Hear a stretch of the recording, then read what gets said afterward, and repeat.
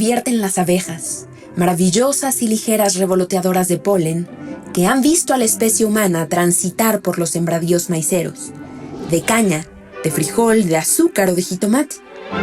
Exhaustos los campesinos por la explotación bárbara de la que eran objeto, pretenden organizarse con el propósito de recuperar las tierras que les habían despojado.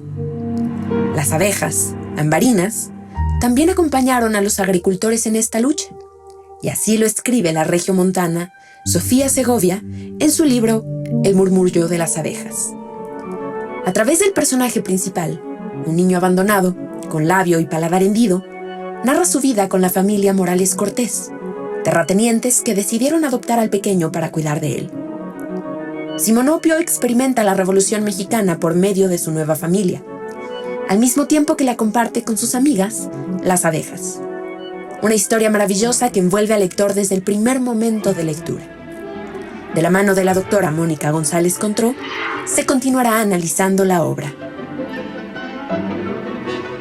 Bienvenidas, bienvenidos a una emisión más de Cultura al Derecho. El día de hoy vamos a hablar de un libro que nos habla sobre el tema de los derechos de las niñas, niños, sobre discapacidad, sobre la reforma agraria, sobre la familia. Puedo decir que podría ser uno de mis libros preferidos, me refiero al murmullo de las abejas, y para ello me acompaña la doctora Mónica González Contró, quien es la directora del Instituto de Investigaciones Jurídicas. Bienvenida, doctora, a Cultura al Derecho. Muchísimas gracias por la invitación, querido Diego. Pues es un placer estar aquí, sobre todo para hablar de este libro que yo definiría como entrañable. Es un libro maravilloso y primero agradecerte que me hayas llevado a leerlo, a conocerlo. Y la primera pregunta es esa: ¿qué te llevó, qué elementos fueron los que te atrajeron a este libro y cómo llegó a tus manos? Pues te cuento, me lo regaló un amigo hace ya algunos años, el día de mi cumpleaños, y fue además precisamente antes de la pandemia, ¿no? Que bueno, vamos a ahorita platicar que justamente la historia que narra este libro, pues transcurre en la pandemia de inicios del siglo XX. Entonces lo leí, me cautivó el personaje principal, Simonopio, ¿no? Que es un niño con paladar hendido. Y bueno, es un libro que se lee muy rápido, muy fácil, y además, también lo tengo que decir, me encanta que sea de una escritora mexicana, ¿no? De Sofía Segovia, una regiomontana, que además tiene elementos, digamos, de la propia historia de Sofía, aunque no es un libro histórico, ¿no? Es una novela ¿no? de ficción, donde todos los personajes son creados. Ciertamente, pues se nota, ¿no? que tiene referencias muy claras al origen de la autora. Sí, y nos lleva incluso a su tierra, nos lleva a Monterrey, nos habla un poco del contexto en que se vive en Linares y a partir de ello empezamos a detectar, o con esta visión jurídica, pues a veces inevitablemente esta formación nos lleva a entender algunos elementos de la misma. ¿Cuáles son algunos elementos jurídicos que encontramos en este libro? Mira, a mí me gustó mucho verlo desde el punto de vista jurídico, creo que tiene muchas aristas, ¿no? Pero en primer lugar, yo quisiera decir que narra desde el punto de vista de una familia de terratenientes, porque es una familia acomodada, precisamente de Linares, Nuevo León, que vive la Revolución Mexicana, que vive la Constitución de 1917 y después todo lo que ocurre después de la Revolución y de la Constitución con las tierras, precisamente con los latifundios, con estas extensiones grandísimas de tierra que no todas estaban ocupadas y los conflictos que se van generando. Y esto, digamos, un poco como en el contexto histórico, ¿no? Pero también a nivel personal creo que hay cosas muy interesantes porque el protagonista, Simonopio, es un niño que es encontrado abandonado, es un niño con una condición de paladar hendido, que en ese momento no tenía, digamos, pues una operación, ¿no? Y que representaba para él muchas dificultades en cuanto, pues, a la alimentación, pero sobre todo a la comunicación, ¿no? Y todos los efectos que tiene esta condición de este niño en su vida cotidiana, ¿no? Y también el tema de la adopción, ¿no? Cómo se incorpora este niño a la familia, ¿no? Se incorpora como un personaje muy importante, pero tampoco termina nunca de ser hijo de la familia, ¿no? Entonces, a mí me parece que nos da también como mucho que reflexionar acerca de todo el tema de los estigmas acerca de la discapacidad, ¿no? De esta condición que genera esta discapacidad en el habla y de la adopción. Y también hay un personaje entrañable, ¿no? Que es la nana que lo encuentra. también un poco esta reflexión de pues estas costumbres que tenemos en México sobre el trabajo doméstico, ¿no? Sobre las mujeres que crían a otros niños que no son suyos, ¿no? Entonces, creo que hay muchos elementos desde la perspectiva jurídica, pero pues creo que hay algunos resquicios en relación con pues ciertos prejuicios hacia la discapacidad y también en México hacia el tema de la adopción. Hay otro tema, es que este libro nos lleva a muchos temas actuales. Nos muestra también una figura del feminicidio, por ejemplo. Nos muestra, como ya lo habíamos visto, el tema de las personas con alguna discapacidad y el trato que viven, sobre todo socialmente hablando. Y también nos lleva a la gripe española. O sea, parecería que muchos de los elementos que estamos hablando post-revolucionarios los podríamos encontrar en la actualidad, ¿no?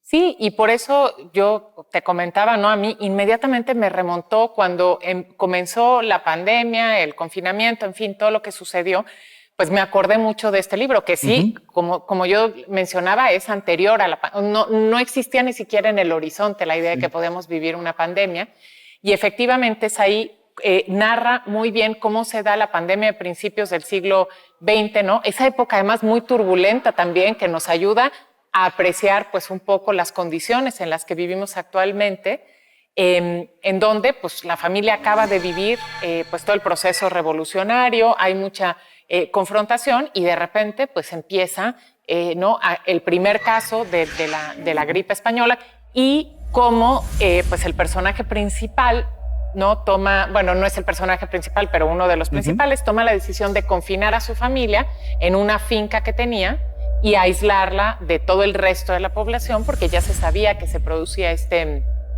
contagio. Entonces, esa parte también me parece muy interesante y cómo narra, ¿no? Yo quisiera pues invitar a la audiencia a que lo leyera, ¿no? Pero cómo narra también las condiciones en las que se vive ese aislamiento que fue muy diferente porque pues era una finca en donde evidentemente podían tener mucha actividad al aire libre, pero dejan de tener contacto con el resto del pueblo, ¿no? Sí, Simonopio, ya lo platicabas de este personaje maravilloso, que además yo creo que durante todo el libro uno se va encariñando con él, se va identificando en esta parte de cómo él ve el mundo y su relación con las abejas, porque además el libro se llama El murmullo de las abejas. Platícame un poco de esta ficción que también vemos, porque trae un poco de realidad que nos muestra estos elementos, pero también una ficción con la relación que tiene con las abejas, ¿no? Sí, exacto. Yo identificaría como un poco esta tradición del realismo mágico, ¿no? Que se mezcla como una historia que tiene visos de veracidad, pues es un contexto histórico y cosas que realmente ocurrieron, ¿no? Pero el personaje principal, pues es un niño que, bueno, la nana, que es un personaje también que se cuenta la historia, ¿no? Y que también narra muy bien las condiciones como de pobreza y de marginación que vivía la mujer en ese momento. Desaparece un tiempo y es encontrada, ¿no? Se narra con dos bultos, ¿no? En uno viene un bebé y en otro viene un panal de abejas, ¿no? Y curiosamente, pues las abejas no le hacen ningún daño al bebé. Y esa es una constante en la vida de Simonopio, el estar acompañado todo el tiempo de las abejas, ¿no? Y nos lleva también a otro tema de gran relevancia actual, que es el tema de las abejas como pues seres fundamentales en la vida de nuestro planeta, ¿no? Y cómo la conservación de las abejas es fundamental para la viabilidad del planeta Tierra, ¿no? Por su papel como polinizadoras, ¿no? O sea, todas las funciones que tienen a nivel del medio ambiente. Y yo cuando llevo a mi hijo a Pumitas, en la cancha está de pronto llena de abejas y al principio los papás nos espantamos y los niños siguen jugando. Y con el tiempo incluso nos hemos ido acostumbrando a que los niños jueguen con las abejas y que los niños también las respeten y no les hagan ningún daño porque no las están lastimando. Y ese es como el mensaje que nos lleva y lo importante que dice la doctora Mónica González Contró sobre todos los elementos que lleva y sobre todo el tema ambiental, que a veces no lo había yo también identificado, es como muy importante. Vamos a un corte y regresamos. No se vayan, estamos en Cultural Derecho.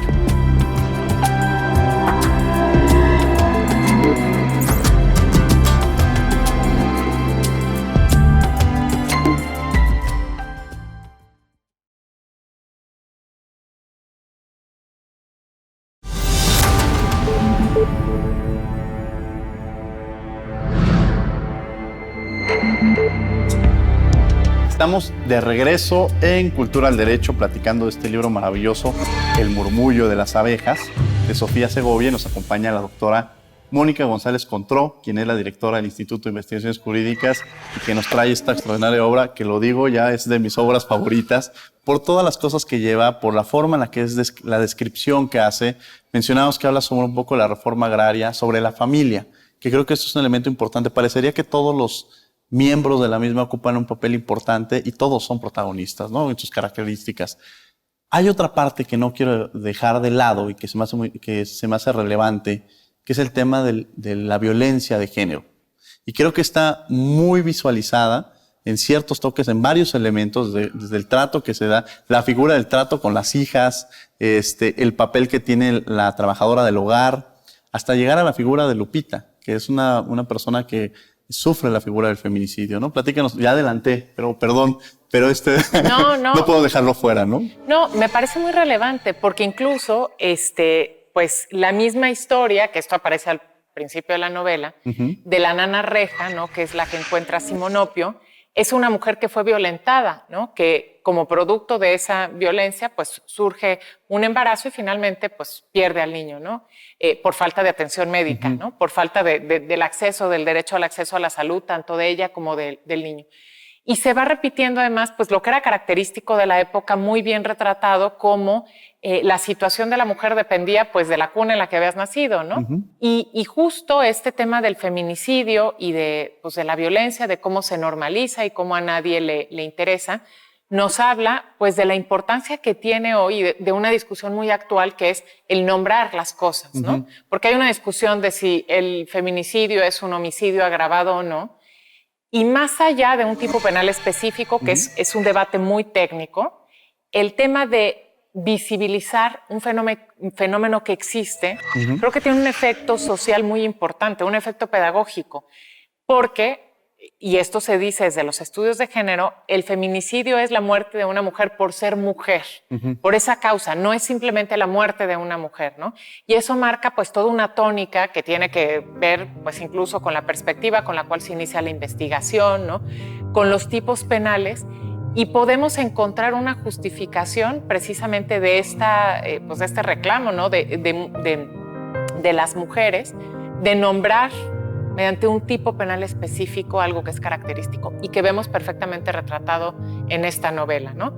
Y que como bien platicábamos, pues no aparece en algún momento, pero luego es una historia que se olvida, ¿no? Que eso pasa también con las mujeres víctimas de feminicidio en nuestros días, que normaliza esta violencia hacia las mujeres. Sí, porque no sería algo nuevo, sin embargo es una forma de empezarlo a visibilizar y de no naturalizarlo, ¿no? Como ya lo mencionaba, doctora. Hay otros elementos que también encontramos en este libro tan didáctico, también podríamos decirlo, ponerle ese adjetivo, sobre la reforma agraria.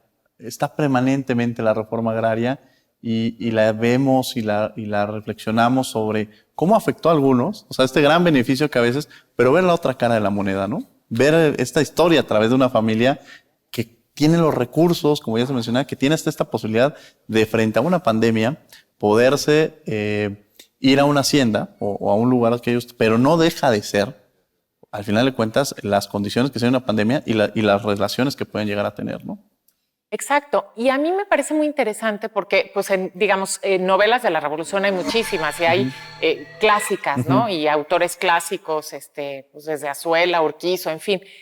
Pero normalmente la historia se cuenta desde los grupos desprotegidos, desde las reivindicaciones sociales que dieron origen a nuestra Constitución y que, bueno, por supuesto que son perfectamente justificadas, ¿no? El mismo Bruno Traven tiene también estas novelas de esta época. Y aquí nos cuenta la historia desde la otra perspectiva, desde una familia también trabajadora, porque no era una familia, no es una familia déspota ni, no, es una familia, digamos, pues también que tiene sus propias dinámicas, una familia humana, una familia solidaria, que tiene, pues son terratenientes, ¿no? Tienen un latifundio y cómo ciertamente pues el contexto de violencia les afecta y cómo tienen que pues tener una idea, ¿no? Y para ocupar esas tierras que ciertamente estaban desocupadas.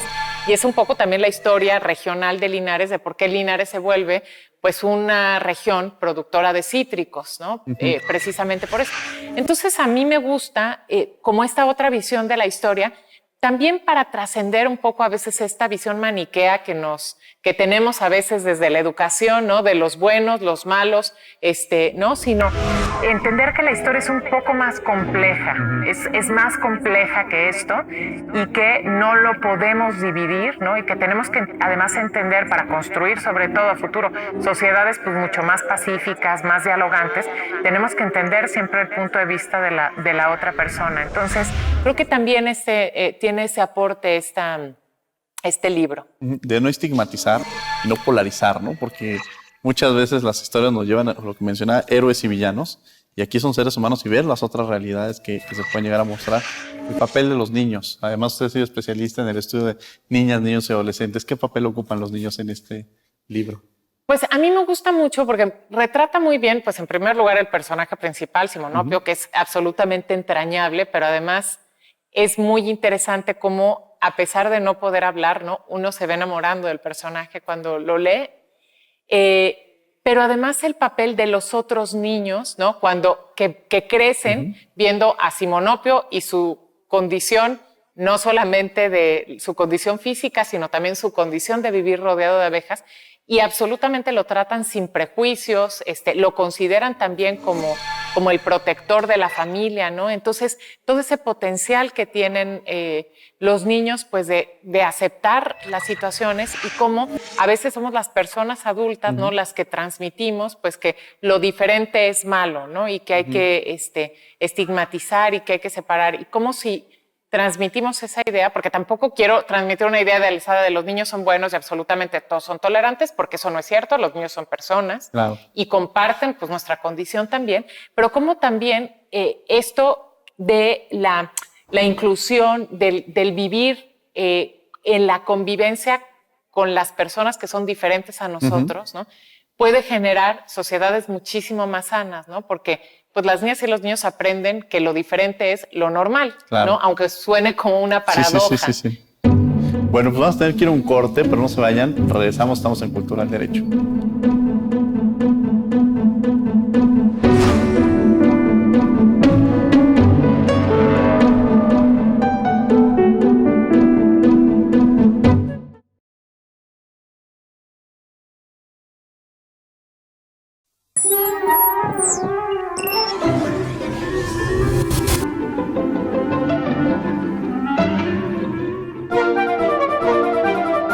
¿Qué crees, Alebrije? ¿Que ya es hora de comer? Ya casi.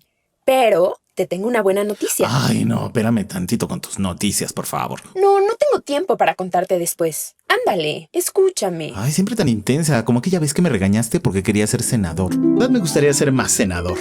Y cobrar así mucho dinero y comprarme cosas bien caras y andar en coche y tener teléfono gratis y comida gratis y así. Alebrije, ¿que no aprendiste nada de la película que vimos? Pues sí, por eso quiero ser senador y no diputado. Pero si ambas funciones son para servir al público, ¿de dónde sacas que eso hacen los senadores? Es que leí un artículo de Ford, de ese senador que se compró un Ferrari. De veras que contigo no se puede. Por si eso. de lo que se trata es de servir a México. Y la senadora que regaló los Homers y con el dinero el de la otro nación. se que seguía las novias bien guapas. 8 cuartos. No me regañes. No empieces con reclamos. Ah, y me acuerdo también aquella vez que vimos El juicio de los 7, también me regañaste. Bueno, pues a ver, Ernesta, pues ¿tú qué ves? Hay una exposición pública del proceso. Hay 3 grupos de abogados interesados y ofreciendo sus servicios para que el acusado tenga un buen proceso. ¿Neta? ¿Eso hace una diferencia? Pues sí. A veces nos enfocamos tanto en ver lo mal que está todo que perdemos de vista buenas opciones que podrían ayudar a solucionar la situación. Uy, pues perdón, tienes tu carácter. Bueno, si ya te desahogaste con nuestro público, déjame decirte que me voy. ¿Qué? Así como escuchaste. Pues me gané una beca de estudios y próximamente estaré viajando a otras latitudes. Estamos de regreso en Cultura del Derecho platicando de este libro, El murmullo de las abejas, de Sofía Segovia, y nos acompaña la doctora Mónica González Contró, quien es la directora del Instituto de Investigaciones Jurídicas. Doctora, bueno, pues ya hemos hablado un poco de estos elementos jurídicos, de los personajes, de cada uno de los elementos. Hemos hablado también de la violencia que se vive de los diversos sectores que participan, desde personas con discapacidad, el tema del feminicidio también ya lo tratamos. ¿Por qué recomendar este libro? Pues mira, yo creo que hay muchas razones. En primer lugar, bueno, me parece que la obra en sí vale muchísimo la pena. Yo lo definiría como un libro entrañable, ¿no? Ya lo dije. Me parece que es un libro que atrapa inmediatamente, ¿no? Es un libro de lectura muy fácil porque es una historia muy bien contada, ¿no? Además, tiene pues esta como reminiscencia, ¿no? Nos traslada inmediatamente a un tiempo que fue muy convulso para nuestro país, ¿no? Nos hace como, nos mete en ese tiempo a través de la historia de esta familia. Y además a mí me gusta mucho, y yo no tengo reparo en decirlo, pues que sea una escritora, ¿no? Porque ahora tenemos muchas escritoras, ¿no? Contemporáneas muy importantes, pero si nosotros nos remontamos en el tiempo, no las encontramos tan fácil.